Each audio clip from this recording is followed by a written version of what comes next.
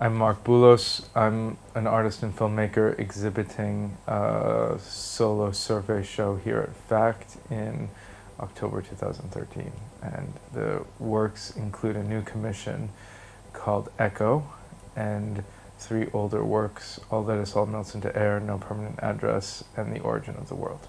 I am a video artist. I'm an experimental filmmaker working in video art installation. So I make multi-screen installations that charge a space with video images. And predominantly my work has been very documentary.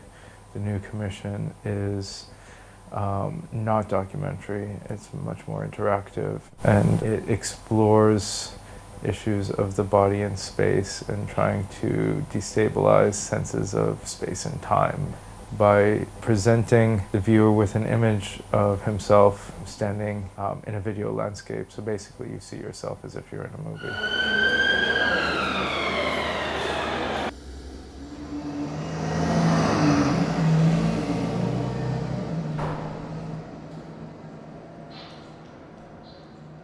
The installation is first like a black box, and you walk into it, a dark room. It's almost like an abyss, and there is a spotlight, a pool of light on the floor. When you stand in the spotlight, it activates the movie, and then you see that your image, your reflection, is standing inside a movie, and the movie becomes a sort of mirror in which you recognize and then misrecognize yourself.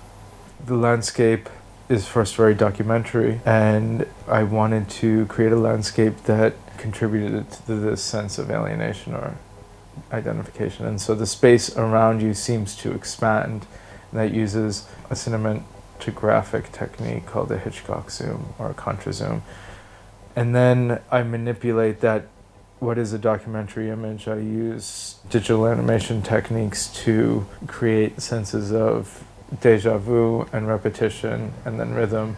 There's also an intercutting between the present, which is a night scene, and then a twilight scene, which seems to be a foreshadow or perhaps a memory.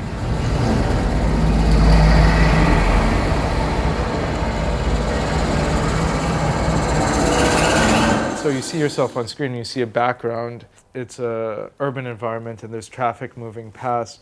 And the way I constructed the audio is so that you hear it from the perspective as if you were the image standing in the screen. So as a bus passes behind you from left to right, you hear it behind you from left and right. And so it's also affecting another kind of disorientation.